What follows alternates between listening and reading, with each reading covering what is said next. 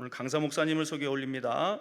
서울시 강동구에 위치한 천호동교회 우리 여성삼 목사님이십니다. 오늘 본문 말씀을 가지고 신앙의 4단계라고 하는 말씀을 가지고 여러분들이 선포하실 때 큰 은혜 받으시기 바랍니다. 목사님 나오실 때 큰 박수로 환영합니다. 할렐루야. 할렐루야. 할렐루야. 반갑습니다.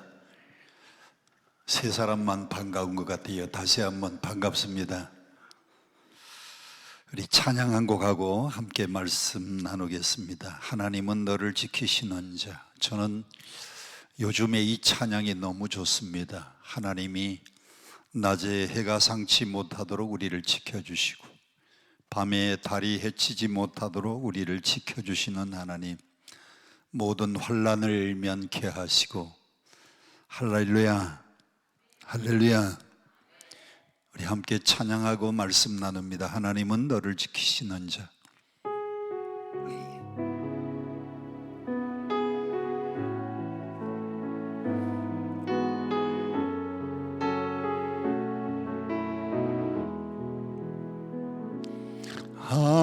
하나님은 너를 지키시는 자, 너의 우편에 그늘 되시니 낮의 해와 밤의 달도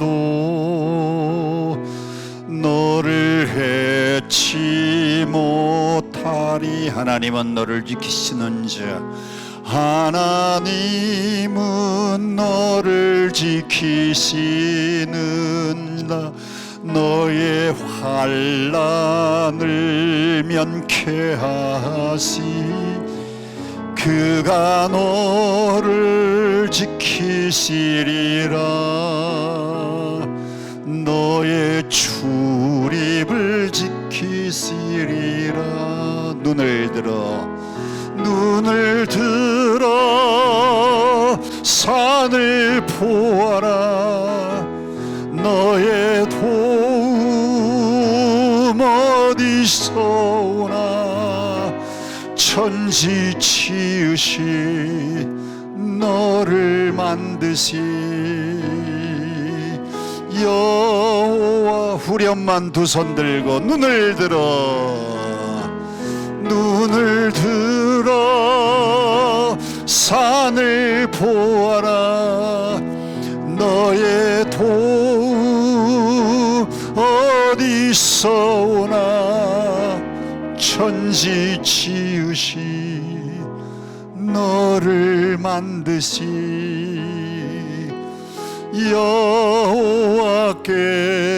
여호와께로다. 여호와께로다.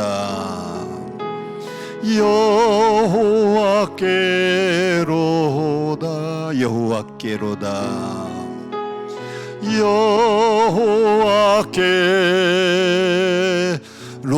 여호와께로다. 할렐루야, 할렐루야. 그 하나님이 여러분을 지켜주시는데 낮에 해가 상치 못하도록, 밤에 달이 해치지 못하도록 모든 환난, 시험, 근심, 걱정, 염려, 모든 문제에서 여러분들을 지켜주시기를 축복합니다. 할렐루야. 설교학에서 레포라는 것이 있습니다. 설교학에서 레포라고 하는 것이 있는데 한번 따라해 봅시다. 레포라는 것은 설교하는 목사님하고 또 앉아서 설교를 듣는 우리 청중들하고 설교자와 청중 사이에 공감대가 잘 형성이 되는 것을 레포가 형성되었다. 우리말로는 공감대가 잘 형성되었다라고 이야기합니다. 설교자의 설교하는 모습하고 또 여러분의 듣는 태도가 레포가 잘 형성이 되어서 일치될 때에 설교의 은혜를 받아요. 여러분들이 저를 아는 사람도 있지만은 저를 잘 모르는 사람이 있는데 저를 좀 소개하고 그리고 설교를 들으면 레포가 잘 형성이 되어서 공감대가 잘 형성이 되어서 말씀이 여러분 마음속에 잘 오리라고 생각합니다. 이 방송실 첫 번째 사진 좀 보여주세요. 저는 서울 천호동 교회의 담임으로 이 교회를 25년 목회를 했습니다. 이 교회 25년 목회하기 전에는 경기도 여주에서 목회를 했어요. 손 들고 있는 사람은 저지요. 밑에 파란 옷 입은 사람은 누구일까요? 제 아내입니다. 아내. 그리고 아이는, 부인은 하나지만은 아이는 둘입니다. 가운데 있는 여자아이가 딸인데 시집을 가서 아기를 넷을 낳았어요. 딸 낳고 아들, 아들, 아들. 그래서 시댁에서 굉장히 좋아해요. 성경에는 뭐라 그랬어요? 생육하고 번성하라고 했는데 정말 생육하고 번성했습니다. 우리 딸은 음악을 전공해서 파이프 오르간을 전공해가지고, 여기는 파이프 오르간이 없는데 파이프 오르간을 전공해서 목사님한테 시집을 갔습니다. 세종에서 지금 목회하고 있고요. 저 위에 오른쪽에 아들인데, 아들은 뮤지컬 배우 15년 생활하다가 코로나 때에 관객이 안 오니까 하나님이 직업을 바꾸어 주셔서 지금은 철강 사업을 하고 있는데 사업을 잘하고 있습니다. 우리 교회에 수양관이 있는데 경기도 광주 곤지암에 가면 실촌 수양관이라고 있는데 우리 강남 금식기도원보다는 조금 작아요. 여기는 한 7만 평인데 우리는 4만 평 산에 건물이 6개가 들어가 있습니다. 그래서 실촌 수양관이 우리 교회의 수양관입니다. 그 다음 사진 좀 보여주시면, 제가 딸 하나 아들 하나 그렇게 키웠는데 생육하고 번성해서 딸이 시집을 가가지고 사위가 하나 생겼고, 아들이 장가 가가지고 또 며느리가 생겼고, 딸은 넷을 낳았는데 아들은 아들 하나 딸 하나 둘 낳았어요. 그래서 잠깐 사이에 이렇게 많아졌습니다. 그리고 옷이 좀 다른 사람들은, 누님이 미국에서 살고 있는데 그 미국의 누님의 딸이에요. 그리고 결혼을 했는데 미국 사람하고 결혼을 했습니다. 그래서 얼마 전에 한국에 신혼여행 겸해서 한국 여행을 왔을 때 기념 촬영을 한 우리 가족 사진입니다. 그 다음 사진 좀 보여주시면 우리 교회 본당 모습입니다. 본당. 저희 교회 본당이 한 800명, 850명 밖에 못 들어가요. 그래서 신자는 많고, 그리고 교회당은 한 850명, 꽉 앉으면 한 850명, 조금 넉넉하게 앉으면 한 800명 들어가는데, 그래서 1부 7시, 또 2부 9시, 또 3부 10시 반, 4부 12시, 그리고 5부 2시 이렇게 주일날 5번 예배를 드려야 돼요. 그러니까 목사가 아주 힘들겠죠? 제가 25년 동안 주일이면 5번씩 설교를 했습니다. 그리고 이제 막 은퇴를 했어요. 그 다음 사진 좀 보여주시면, 제가 음악을 좋아해서 우리 교회에 성가대가 음악 예배 드리는 광경인데, 교회당이 좀 작다 그랬잖아요. 그래서 성가대 대원들은 저렇게 많고, 그래서 양쪽으로 쫙 서고 앉고 해서 음악 예배 드리는 광경입니다. 교회를 새로 지으려고 본당이 있고 그 건너편에 또 교육관이 있는데 지금 본당을 설계를 하고 있어요. 본당부터 먼저 지으려고 지하 4층, 지상 8층 지금 설계하고 있는 중입니다. 다음 우리 영상 하나 좀 올려주시면, 유명한 톨스토이라고 하는 사람이, 그 다음 사진 좀 보여주세요. 톨스토이라는 사람이 다음과 같은 책을 하나 냈습니다. 그 책 제목이 3가지 질문이라고 하는 책입니다. 한번 따라해 봅시다. 3가지 질문. 톨스토이는 이 단편 소설 3가지 질문에서 우리에게 세 가지를 묻습니다. 첫째, 이 세상에서 가장 귀한 시간은 언젠가? 톨스토이는 이 책에서 지금이라 그랬어요. 지금. 언제? 지금. 이 세상에서 제일 귀한 시간은 지금이다. 여러분들이 낮에도 집회 참석해서 은혜 받았고, 또 지난주일 본교에서 말씀 듣고 은혜를 받았지만 언제 은혜를 또 받아야 돼요? 지금 은혜를 받아야 돼요. 왜? 이 세상에서 제일 귀한 시간은 언제라고요? 지금이니까. 두 번째 질문입니다.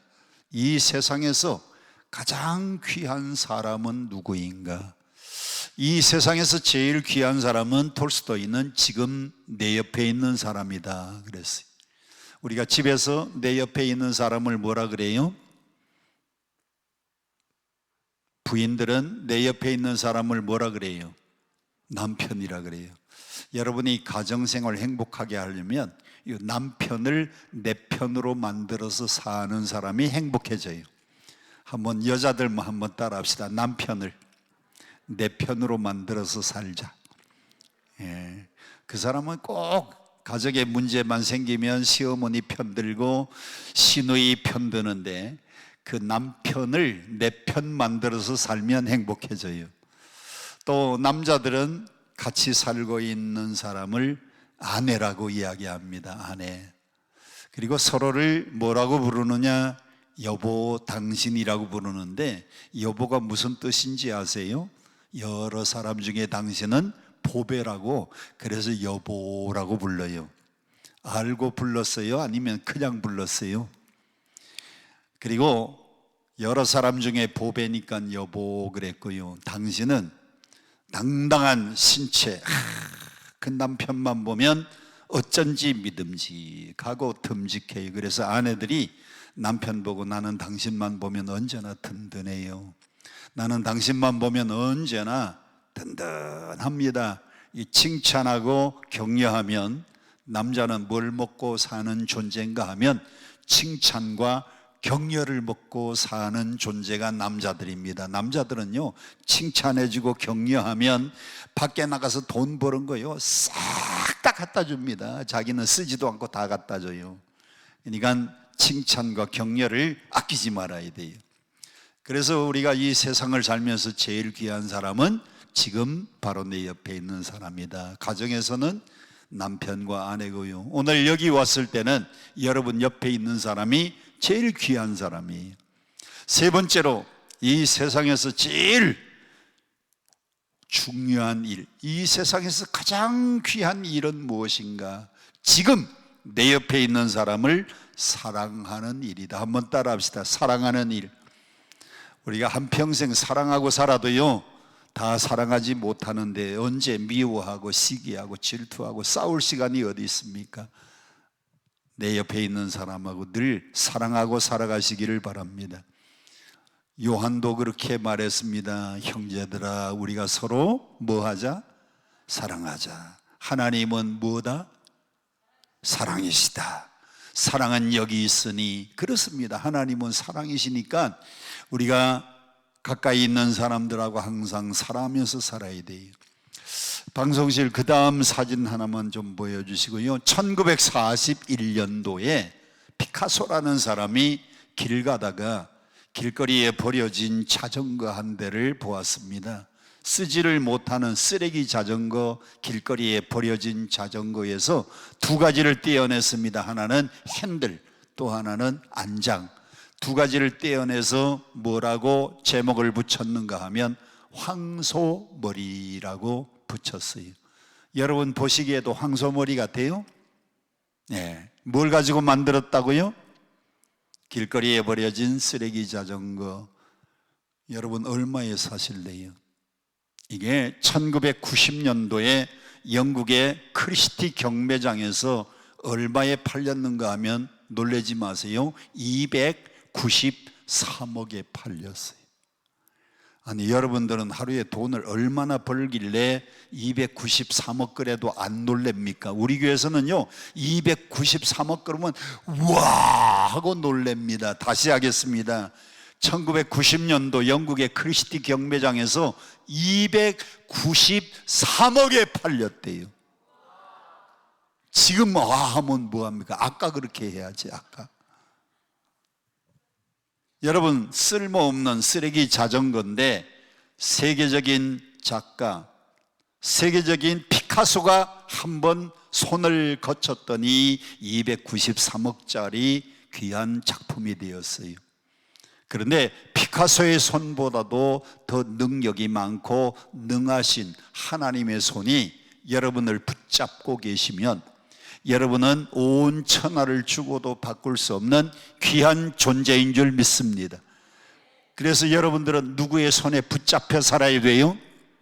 우리가 하나님의 손에 붙잡혀서 사는 생활을, 그걸 신앙생활이라고 이야기하는 겁니다. 신앙생활이 뭐냐? 하나님 손에 붙잡혀서 사는 생활이에요. 오늘은 마태복음 16장을 중심으로 신앙의 4단계에 대해서 말씀을 드리려고 합니다. 오늘 본문의 주인공이 누군가 하면, 오늘의 본문의 주인공은 베드로라는 사람이에요.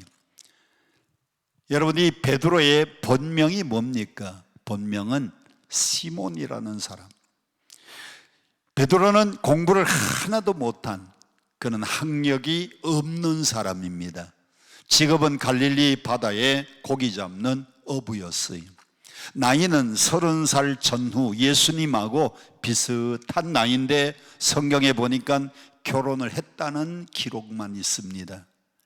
결혼을 했다고 하는 기록이 어디에 있는가 하면 베드로의 장모가 열병에 걸렸을 때 예수님이 그 열병을 고쳐주셨는데, 장모가 있다는 것은 결혼을 했다는 증거잖아요. 그런데 아이를 낳았다, 그 나머지는 없기 때문에 모르는 일입니다. 이 베드로의 본명은 시몬인데 예수님이 그에게 새로운 이름, 별명을 하나 붙여주었는데 그 별명이 베드로. 베드로라는 뜻은 반석, 반석이라고 하는 뜻인데 예수님이 그의 이름을 바꾸어 주신 이름입니다. 이 시몬이 변해서 베드로가 된 다음에 예수님의 12 제자 중에서도 수제자가 되고, 가톨릭에서는 이 베드로를 초대 교황이라고 얘기합니다. 그래서 베드로를 기념하는 성당을 무슨 성당이라 그래요? 베드로 성당이라 그래요. 오늘 이 베드로의 신앙을 한 번씩 생각을 해보니까 그의 신앙에는 4단계가 있었습니다. 신앙의 첫 번째 단계는 무슨 단계인가? 신앙의 첫 번째 단계는 만남의 단계입니다. 우리 마태복음 4장 18절 다 같이 함께 큰 소리로 시작. 갈릴리 해변에 다니시다가 두 형제 곧 베드로라는 시몬과 그의 형제 안드레가 바다에 그물을 던지는 것을 보시니 그들은 어부라. 말씀하시되 나를 따라오라. 내가 너희를 사람을 낚는 어부가 되게 하리라 하시니 아멘. 갈릴리 해변에서 베드로는 누구를 만났느냐? 예수님을 만났어요. 사람은 만남이 중요합니다. 인생에서 가장 중요한 것은 만남이. 남편 잘 만나야 되고요, 아내 잘 만나야 되고요, 또 신앙생활하는 사람들은 교회 가서 목사님 잘 만나야 되고, 목사님들은 좋은 신자 잘 만나야 돼요. 사람은 뭐가 중요하냐? 만남이 중요해요. 여러분들은 그 중에서도 3가지를 잘 만나야 되는데 이 3가지가 모두 다 영어로 M으로 시작하기 때문에 우리는 3M을 잘 만나야 된다. 한번 따라해 봅시다. 3M. 3M이 뭔가 하면 첫째, 멘토. 멘토는 스승이라고 하기도 하고 조언자라고도 하는데, 여러분 멘토 잘 만나야 됩니다. 우리가 잘 아는 디모데는 멘토 바울을 잘 만났어요. 바울이 디모데를 부를 때마다 뭐라고 불러요? 믿음의 아들 디모데야. 멘토를 잘 만났어요. 두 번째, 우리는 뭘 잘 만나야 되느냐? 메이트, 동반자를 잘 만나야 됩니다. 학교 다닐 때는 클래스메이트, 여행 가서는 룸메이트, 그리고 인생에는요, 영원한 동반자, 메이트 잘 만나야 돼. 그래서 태진아가 그런 노래 불렀더라고요. 당신은 나의 영원한 동반자. 그런 노래가 있어요. 사람은 동반자 잘 만나야 돼. 세 번째는 사명, 미션을 잘 만나야 돼요. 하나님이 나에게 어떤 사명을 주셨는가, 제가 곰곰이 생각해 보니까 하나님이 저를 주의 종으로, 하나님의 종으로 부르셨어요. 제가 사명을 깨닫고 이 길을 걷게 되었는데 사명을 잘 찾고 사명을 잘 만났어요. 여러분도 인생 살아가면서 부모 만나고 친구 만나고 스승 만나고 배우자 만나는데, 여러분들은 또 교회 가서는 좋은 목사님 만나고 좋은 신자 만나고, 인생에는요 만남이 중요해요. 우리 방송실 그 다음 사진 하나를 좀 보여주세요. 여러분, 저 사진을 보면 양복 입은 사람의 얼굴을 보면 금방 알 수 있는 사람입니다. 누구예요? 히딩크라는 사람. 여러분, 그 품에 안겨 있는 선수는 누구냐? 박지성이라고 하는 축구 선수입니다. 박지성이가 히딩크를 만나기 전까지는 이름도 없는 무명 선수였어요. 우리나라의 대표팀의 발탁도 안 될 사람인데 그가 누구를 잘 만나야 되는 멘토 히딩크를 잘 만났어요. 그래서 2002년도에 국가대표 선수로, 우리가 지금도 안 뒤처지는 것이요, 터키하고 우리나라하고요 게임이 안 되는 강팀인데, 야, 박지성이가 저쪽에서 이영표가 센터링을 올리니까요 지금도 잊혀지지, 가슴으로 탁 트리핑 해가지고 오른발로 탁 차 올리더니 왼발로 슛을 해가지고요 통쾌하게 골을 넣는데, 누구를 잘 만나서? 히딩크를 잘 만나. 사람은요 만남이 중. 그 다음 사진을 보세요. 하얀 옷을 입은 여자가 이름이 뭐예요? 김연아입니다. 김연아가 누구를 잘 만났느냐? 브라이언 코치를 잘 만났어요. 브라이언 코치 만나기 전까지는 김연아가 그렇게 두각을 나타내지 못했는데, 브라이언 코치를 만나면서부터 그랑프리 대회에 금메달을 따고, 올림픽에 나가서 또 금메달을 따고, 4년 뒤에 또 올림픽에 출전해서 실력으로는 금메달인데 채점을 매기는 사람들이요 자꾸 우리나라를 깎아가지고, 그때는 두 번째는 은메달을 땄는데, 누구를 잘 만나서? 멘토 브라이언 코치를 만나서 그래요. 불교에서는 말합니다. 옷깃만 스쳐도 인연이다. 이게 불교의 만남인데, 우리 기독교의 만남은 엔카운터라고 이야기합니다. 엔카운터는요 인격과 인격이 부딪히는 만남, 마음과 마음이 부딪히는 만남. 그날 베드로가 갈릴리 해변에서 예수님을 만나는 순간에 예수님의 눈과 자기의 눈이 부딪히고, 예수님의 인격과 자기의 인격이 부딪히면서 베드로가 정말 훌륭한 스승 되시던 예수 그리스도를 잘 만났기 때문에 시몬이 변해서 베드로가 되고, 예수님의 12지자 가운데 수지자가 되고, 그리고 전 세계 사람들이 우러러보는 베드로 성당의 주인공이 되고,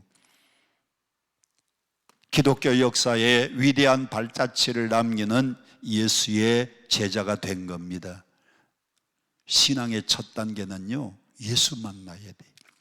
오늘 여러분들이 다 기도원에 올 정도면 신앙생활 다 10년, 20년, 30년 오래 하신 분들인데, 여러분, 제가 여러분들에게 질문합니다. 여러분들은 예수를 인격적으로 만난 적이 있습니까?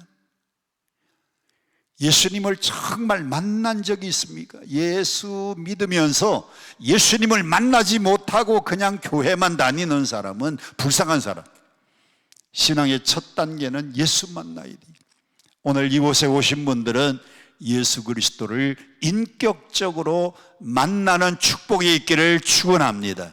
찬송 부르다가 만나든지, 말씀 듣다가 만나든지, 기도하다가 만나든지, 그분을 인격적으로 만나는 순간이 있어야 그게 신앙의 첫 단계입니다. 예수 만나지도 못하고 집사되고, 예수 만나지도 못하고 권사되고 장로 되면요, 더구나 예수 만나지 못한 사람이 목사가 되면 기독교의 방해거리입니다. 한번 따라합시다. 나는, 크게 따라하세요. 나는 예수를 만났는가? 신앙의 첫 단계는 예수님 만나는 단계예요. 베드로가 그날 갈릴리 해변에서 예수님을 만났기 때문에 그의 인생이 바뀌었잖아요.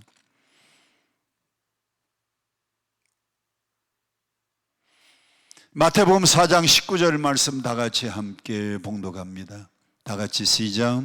말씀하시되 나를 따라오라. 내가 너희를 사람을 낚는 어부가 되게 하리라 하시니 그들이 곧 뭐를 버려두고 쫓았어요? 나를 따라오느라 내가 사람 낚는 어부가 되겠다 하니까 여러분, 어부들에게는요, 그물이 전 재산입니다. 그물이 전 재산인데 그 모든 그물 막아보면은 배와 그물을 버리고 예수를 따랐다 그랬어요. 자기의 전 재산, 심지어는 부모, 일가, 친척까지도 다 버리고 예수를 따를 수 있었던 것은 그분을 인격적으로 만났기 때문.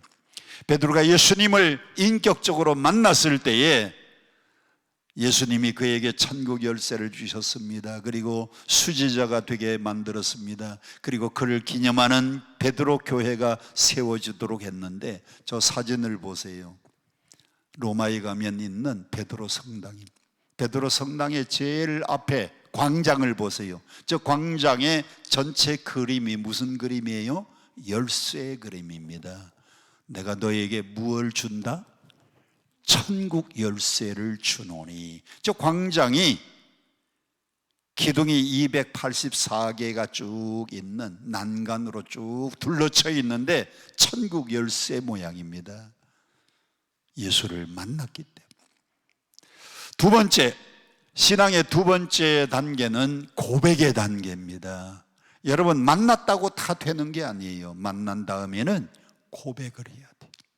제가 우리 아버님이 목사님이셨는데 인천 송림동에서 아버님이 목회를 하셨어요.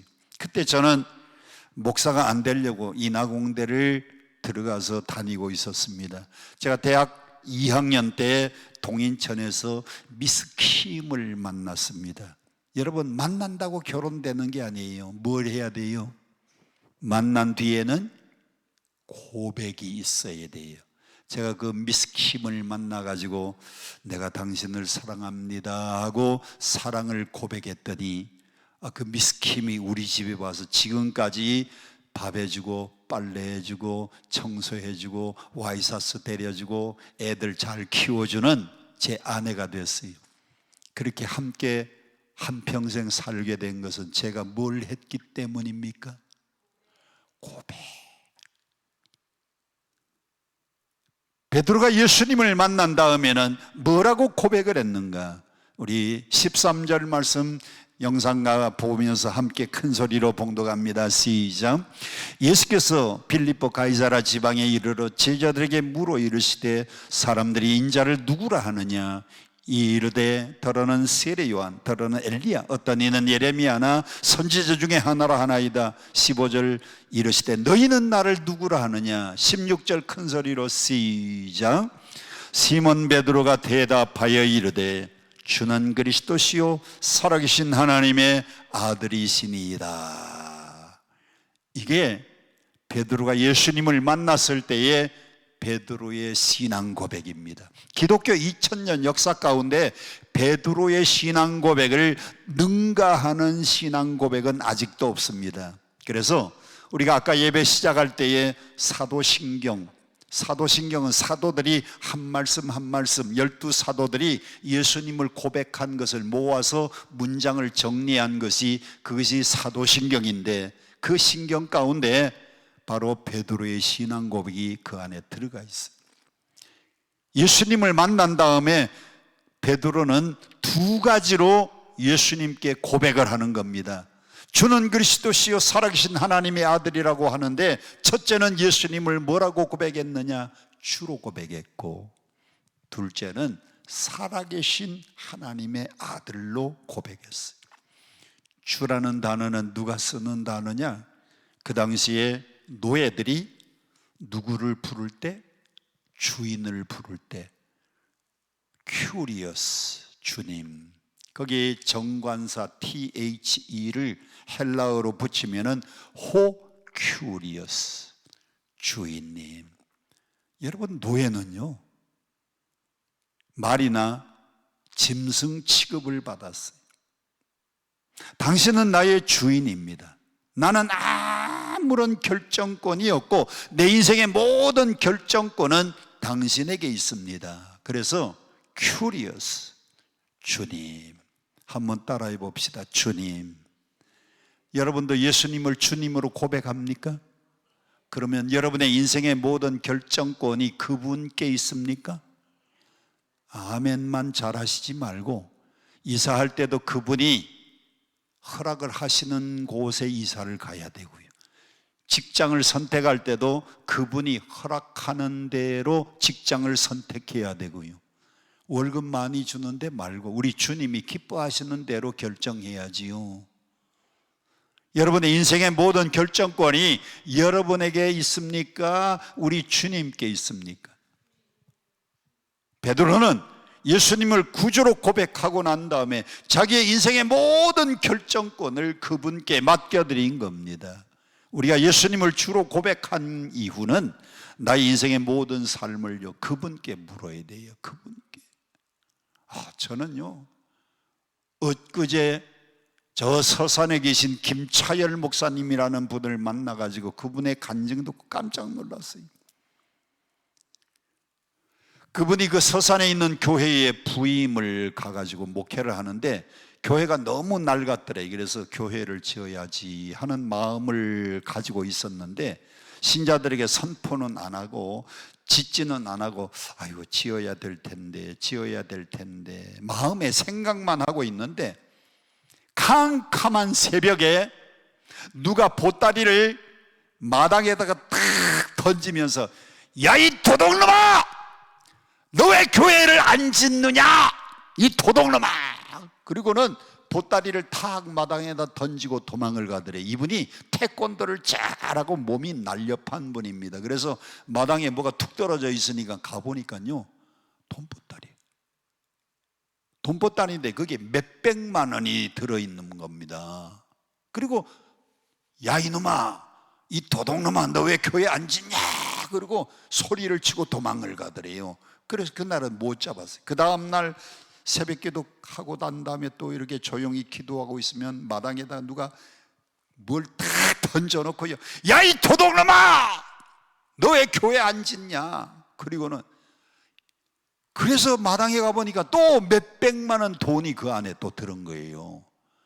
새벽마다 그런 일이 있는데 내일은 누군가가 내가 끝까지 붙잡아 가지고 밝혀야 되겠다. 그분이 아주 태권도도 하고 몸이 날렵한 분입니다. 그래서 그 다음 날은 기도하는 척 하면서요 나타나기만 하면 뒤쫓아가려고. 그래서 그 다음 날도 또 기도하고 있는데 보따리를 또 마당에다 탁 던지더니 이 도둑놈아 이 나쁜 놈아 너 왜 교회 안 짓냐? 그래서 그냥 팍 쫓아가 가지고 결국은 잡았대요. 잡고 보니까요 이 사람이 매일 새벽마다요 돈을 몇백만 원씩 거기다가 넣어가지고 거기다 던져놓고 도망가는 거예요. 당신 뭐하는 사람이냐? 당신 도둑질해서 여기다가 놔두면 나 감옥 가라는 말이냐? 당신 뭐하는 사람이냐? 그러니까 고물상 하는 분. 고물상. 여러분 그 고물상이요 별거 다 주워옵니다. 고철 같은 거 이렇게 주워오면 그 돈이 굉장히 많이 남는 장사래요. 근데 그분이요 그렇게 새벽마다 돈을 고철 장사해가지고 돈을 정리해서 정리가 되면요 교회 마당에다 던져놓고 가고 던져나가고 그게 얼마가 됐는가 하면 1억 5천. 그래서 신자들한테 광고를 했어요. 새벽마다 이런 일이 있었는데 내 마음에도 교회를 짓고 싶은 마음이 있는데 주저하고 있으니까요 하나님이 이런 천사를 보냈다고 신자들한테 광고를 하니까 신자들이 너도 나도 그분이 1억 5천 한 헌금 거기에다가 그래서 교회를 잘 짓고 할렐루야 교회가 크게 부흥했어요. 정말 하나님은 살아계신 하나님. 베드로는 모든 결정권을 예수님께 드릴 뿐만 아니라 그분을 살아계신 하나님의 아들로 고백했어요. 하나님은요, 지금도 살아 역사하셔요. 아니, 그 고물상하는 그 교회 아무도 거들떠 보지 않는 집사님을 통해서 그런 놀라운 역사를 일으키시는 분은 살아계신 하나님 아닙니까? 그 신자들이 다 놀랐어요. 그 고물상 하는 집사님이니까 뭐 돈도 없는 가난한 사람인 줄 알았는데, 그분의 목사님을 향해서 그냥 이 바쁜 놈아, 이 도둑놈아, 너 왜 교회 안 짓냐? 그러고는요, 돈밭다리를 아침마다 거기다가 몇백만 원씩 넣어가지고 던져놓고 가고, 던져놓고 아멘 할 때까지 또 던져놓고 아멘 할 때까지 던져. 하나님이 그렇게 살아 역사하시니까 온 신자들이 감동을 받아가지고 너도 나도. 그래서 그분 1억 5천, 나머지는요 그 교회 신자들이 다 헌금을 해가지고 교회를 잘 짓고도 남는 역사가 있었어요. 한번 따라합시다. 살아계신 하나님. 여러분들은 죽은 하나님을 섬기는 사람들이 아니고 여러분은 살아계신 하나님을 섬기는 사람들입니다. 할렐루야. 여러분이 믿는 하나님, 살아계신 하나님으로 믿으시기를 축원합니다. 세 번째 단계는 예수님을 부인하는 단계가 있었어요. 주는 그리스도시요 살아계신 하나님의 아들로 고백했던 그 베드로도 한때 예수님을 모른다고 부인하는 단계가 있었습니다. 그가 수제자가 되어서 3년 동안 예수님과 동거동락했는데 3번이나 예수를 부인합니다. 69절 빨간 글씨 함께 봅니다. 빨간 글씨 시작. 너도 갈릴리 사람 예수와 함께 있었도다. 누가? 한 여종 아이가. 예수님 로마 병령들에게 체포돼서 끌려가는데 베드로가 뒤따라갑니다. 그때에 한 여종이 너도 갈릴리 사람 예수와 함께 있었도다 그랬더니요, 70절 노란 글씨만 함께 읽어보세요. 70절 노란 글씨 시작. 나는 내가 무슨 말을 하는지 알지 못하겠노라. 첫 번째 부인합니다. 두 번째 71절 빨간 글씨는 제가 읽겠습니다. 이 사람은 예수 나사렛 예수와 함께 있었도다 하며 노란 글씨 72절 시작. 또 부인하여 이르되 나는 그 사람을 알지 못한다. 그 사람이 누구예요? 아니, 주는 그리스도시요 살아계신 하나님의 아들로 고백했던 그 베드로가 예수님을 알지도 못한다는 겁니다. 73절 빨간 글씨 제가 봉독합니다. 너도 진실로 그 도당이라 네 말소리가 너를 표명한다. 말소리가 너를 표명한다는 말은 갈릴리 사람들은 갈릴리 사투리를 쓰는 겁니다. 충청도 사람들은요 충청도 사투리를 쓰는 거고요, 호남 사람들은 전라도 사투리를 쓰는 거예요. 경상도 사람들은 경상도 사투리를 쓰는 거예요. 너의 말소리를 보니까 너 갈릴리 사람이 분명해. 갈릴리 사람들은 갈릴리 사투리를 쓰잖아요. 여러분 충청도 사람들이요 말이 빨라요. 충청도는 느리지 않아요. 빨라요. 서울 사람들은 보신탕 할 줄 압니까? 이렇게 물어야 되는데 충청도 사람들은요 개혀? 그렇게 물어요. 서울 사람들은 보신탕 할 줄 압니다 이렇게 대답하는데 충청도 사람들은 얼마나 빠른지 혀? 네 말소리가 너를 표명한다 그랬어요. 그때에 베드로가 저주까지 하면서 맹세까지 하면서 나는 그 사람을 알지 못하니라. 그때에 닭이 울더라. 한번 따라합시다. 닭이 울더라. 3번이나 모른다고 부인했더니 예수님의 예언 그대로 닭이 울었어요. 여러분 이 사진 좀 보여주세요. 여러분들이 성지순례를 가면 이 교회를 구경하게 되는데 이 교회 이름은 갈리간투 교회입니다. 한번 따라합시다. 갈리간투 교회. 여러분 갈리간투 교회의 특징이 뭡니까? 여러분 교회도 벽돌로 지었고 이 교회도 벽돌로 지어졌어요. 여러분 교회도 종탑이 있고 이 교회도 종탑이 있어요. 그런데 여러분 교회에 모양하고 이 교회의 모양이 다른 점은 이게 지금 높아서 그런데 저 십자가 위에 닭 한 마리를 만들어서 그 위에다가 올려놨어요. 닭 한 마리.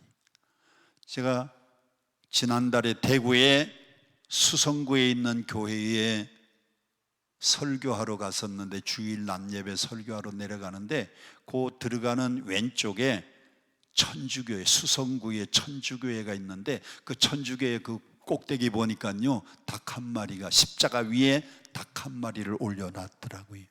이 갈리간투 교회는 베드로가 예수님을 모른다고 부인했던 그 장소에 그것을 기념하기 위해서 세워진 교회가 갈리간투 교회입니다. 자, 그러면 베드로같이 그렇게 훌륭한 신앙을 가졌던 사람이 왜 예수님을 모른다고 부인했는가? 베드로의 신앙이 언제 떨어졌는가? 58절 다 함께 봉독합니다. 시작. 베드로가 멀찍이 예수를 따라 대제사장의 집들에까지 가서 그 결말을 보려고 안에 들어가 하인들과 함께 앉아 있더라. 노란 글씨를 보니까 베드로가 그날 예수님을 어떻게 따라갔어요? 멀찍이 따라갔어요. 베드로는 언제나 예수님하고 가까이 따라갔던 사람입니다. 변화산에 올라갈 때도 세 제자를 데리고 갑니다. 베드로와 야고보와 요한을 데리고 가요. 예수님이 언제나 가는 곳마다 제일 가까이 있는 사람이 시몬 베드로입니다. 그래서 그날도 사람들이 인자를 누구라 하느냐, 그때 제일 가까이 있었던 베드로가 주는 그리스도시요 살아계신 하나님의 아들입니다 하고 늘 가까이 있었던 그 베드로가 예수님이 로마 병정들과 대제사장들, 서기관들이 짜고 예수를 체포해 갈 때는요 가까이 따르는 게 아니고 멀찍이, 다 같이 한번 따라 합시다. 멀찍이. 멀찍이가 뭡니까? 유리하면 나타나고 불리하면 도망가려고 멀찌감치. 우리 교회도요 예수를 멀찌감치 따르는 사람들이 많아요. 제가 25년 동안 우리 교회 목회하면서 보면요 교인들 다 알아요. 그런데 날마다 얼굴은 보는데 등록을 안 하고 매주일 와. 그래서 한 번은 제가 등록하시죠. 그러니까요 조금 더 있다가요 등록은 안 하고 그분이 우리 교회에서 제일 오랫동안 다니다가 등록한 사람이 7년 다니다가 등록한 사람이 제일 오래 다녔어요. 7년 동안 오기는 와. 그런데 등록을 안 해. 왜? 등록하면은 남전도회, 남선교회, 여전도회, 여선교회 들으라. 이것저것 부담스럽고 짐이 많으니까요 그냥 멀찌감치. 안 믿을 수는 없고 그게 멀찌감치. 여러분 예수를 멀찍이 따르면 문제가 생기는 겁니다. 방송실 그 다음을 보세요. 조선일보의 논설위원이었던 이규태 씨의 글입니다. 이규태 씨가 조선일보에다가 조그마한 칼럼을 늘 썼어요. 거기에 글 제목이 공간거리라고 하는 글이 한번 올라왔어요. 사람들과 사람들 사이에는 안정감을 느끼는 공간거리가 있다. 그걸 영어로 말하면 포터블 스페이스, 안정감을 느끼는 거리가 있는데 한국 사람들은 한 발자국, 두 발자국, 세 발자국 떨어지면 안정감을 느낀답니다. 그래서 세 발자국 떨어져 가지고 안녕하세요. 그리고 서로 인사하면요 머리도 닿지도 않고 안정감을 느끼는 거리가 한국 사람들은 세 발자국, 서양 사람들은 악수를 해야 되니까 30cm. 그런데 살아가는 사람일수록 점점 더 거리가 가까워져요. 청춘 남녀들을 보세요. 청춘 남녀들을 보면 팔짱을 탁 끼고 떨어질까 봐요 꼭 붙잡고. 그래서 부부가 잠자는 모습만 봐도요 몇 살인 줄 안답니다.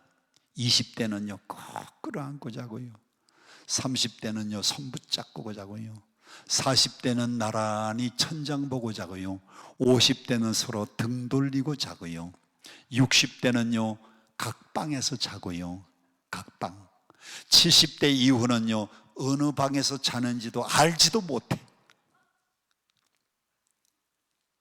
젊은 청춘 남녀들 보면요, 거리가 얼마나 가까운지 몰라요. 그런데 주님과 우리의 공간거리는 얼마가 돼야 되느냐? 요한복음 15장 5절, 나는 포도나무, 너희는 가지, 그가 내 안에 내가 그 안에 거하면 이 사람은 열매를 많이 맺나니 나를 떠나서는 너희가 아무것도 할 수 없다. 주님과 우리의 공간거리는 얼마가 돼야 되느냐? 제로. 주님 안에 딱 붙어 있어야 됩니다.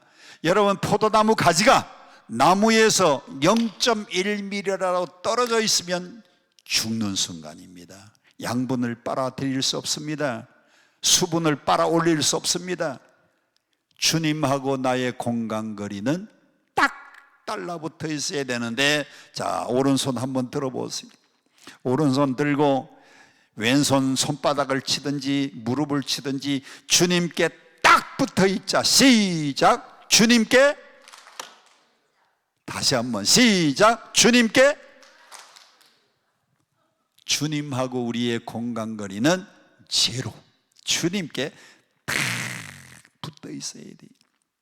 베드로가 그날 주님께 딱 붙어 있지 않고요, 멀찌감치 예수님이 로마 병정들에게 끌려서 가야바의 뜰에 끌려가니까요, 멀찌감치 나는 죽을지언정 주님을 떠나지 않겠다, 버리지 않겠다 약속은 했는데 도망가려니까 마음의 양심은 있고요, 그리고는 따라가려니까 또 불안하기도 하고, 그래서 멀찍이는 유리할 때 나타나고 불리할 때는 도망가려고 하는 자세가 멀찍입니다. 여러분은 예수님을 가까이 따르세요.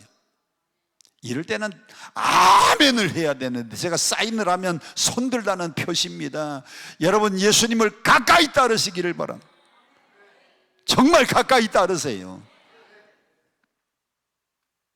마지막, 베드로의 신앙의 제일 마지막 네 번째 단계는 순교의 단계입니다. 예수님이 부활하신 다음에 갈릴리 바다, 티베리아 바다에 제자들을 찾아옵니다. 그날 7명의 제자가 티베리아 바다, 갈릴리 바다에서 고기를 잡고 있었습니다. 3절, 얘들아 너희에게 고기가 있느냐? 밥이 맞도록 수고를 하였으나 얻은 것이 없습니다. 6절, 이르시되 그물을 배 오른편에 던지라, 그리하면 잡으리라 하시니 이에 던졌더니 물고기가 많아 그물을 돌 수 없어요. 11절, 가득히 찬 큰 고기 그날 몇 마리 잡았어요? 153마리 잡았어요. 그때 예수님이 하신 말씀, 내가 진실로 진실로 내게 이르노니 내가 젊어서는 스스로 띠뛰고 원하는 곳으로, 젊었을 때는요 베드로가 스스로 자기 원하는 곳으로 여기저기 다 다녔는데, 빨간 글씨 큰 소리로 시작. 늙어서는 내 팔을 벌리리니 남이 내게 띠띠우고 원치 아니하는 곳으로 데려가리라. 남들이 내게 띠를 띠우고 베드로를 체포한 다음에 원치 않는 곳, 남들이 너를 끌어서 원치 않는 것으로 데려가리라. 이것은 뭘 예고하신 말씀인가 하면, 베드로는 젊었을 때는 마음껏 다니면서 복음 전해. 그런데 마지막 그의 인생의 마지막 말로에는 순교할 것, 꽁꽁 묶여서 체포되어 가지고 사람들이 띠를 띄우고 원치 않는 곳으로 끌려서 순교의 자리로 끌려갈 것이다. 베드로가 순교할 것을 예고하신 말씀이 주님의 말씀입니다.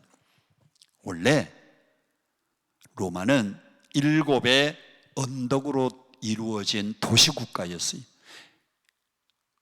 나라가 있기 전에 옛날에는 전부 도시국가들이었습니다. 유럽의 모든 나라들이요 도시국가가 합해져서 나라가 형성이 되는데, 로마는 7의 언덕으로 이루어진 도시국가였는데, 네로 황제 때 로마의 박해가 너무너무 심하니까요, 로마의 박해 때문에 어떤 사람들은 십자가에 처형당하고 어떤 사람들은 나무 더미 위에 올려놓고 기름을 끼얹어서 화형시킵니다.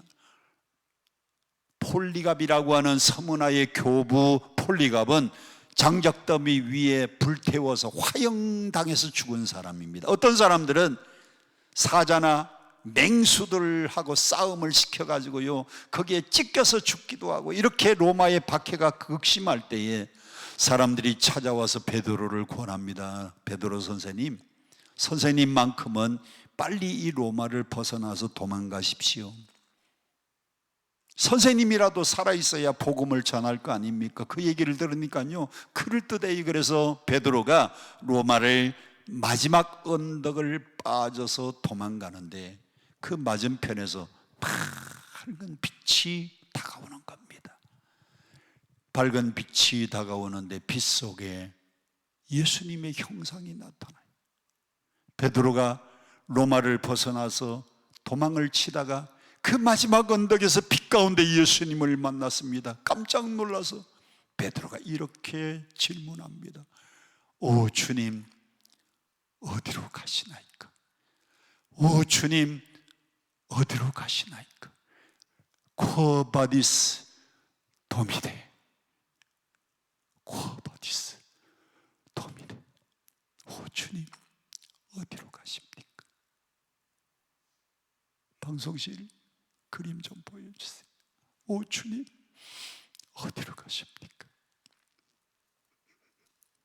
부활하신 예수님이 베드로에게 나타나 이렇게 대답합니다. 너는 로마의 박해가 무서워 도망가느냐?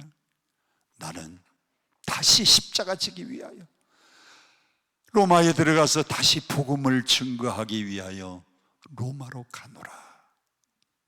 베드로가 주님 앞에 무릎 꿇어 합니다. 주님, 제가 다시 발길을 돌려서 로마로 다시 들어가겠습니다.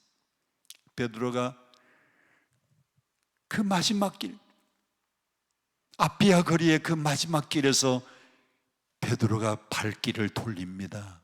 그리고 로마 한복판에 들어갔어요. 예수님 부활했습니다. 당신들이 십자가에 못 박은 예수, 그분은 죽음의 권세를 깨뜨리고 부활했습니다.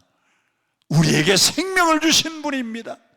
베드로가 담대하게 복음을 증거하고 부활의 예수를 증거하다가 로마 군인들에게 붙잡혀서 그가 마지막 순교하게 되는데, 사람들은 그를 십자가에 처형시키려고 하는데 베드로가 스스로 자청합니다. 나는 십자가에 똑바로 박힐 자격이 없는 사람입니다. 나를 십자가에 거꾸로 못 박아주세요. 그 그림과 같이 베드로는 십자가에 거꾸로 순교합니다. 베드로의 신앙의 제일 마지막은요, 주님을 위해서, 복음을 위하여 자기의 마지막 생명을 드리는 순교의 자리까지 가는 신앙, 마지막 신앙이었어요.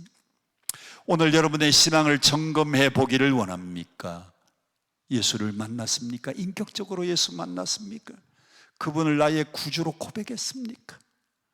환경 따라서, 여건 때문에 한때 우리의 신앙이 떨어지는 순간이 있었을지라도 오늘 강남금식기도원 이 한 편의 설교를 통해서 여러분의 신앙이 다시 회복되어 주님과 복음을 위해서 마지막 여러분의 목숨까지, 여러분의 생명까지, 여러분의 인생의 전부를 그분 앞에 다 드릴 수 있는 순교의 자리까지 갈 수 있는 저와 여러분 되시기를 주님 이름으로 축복합니다.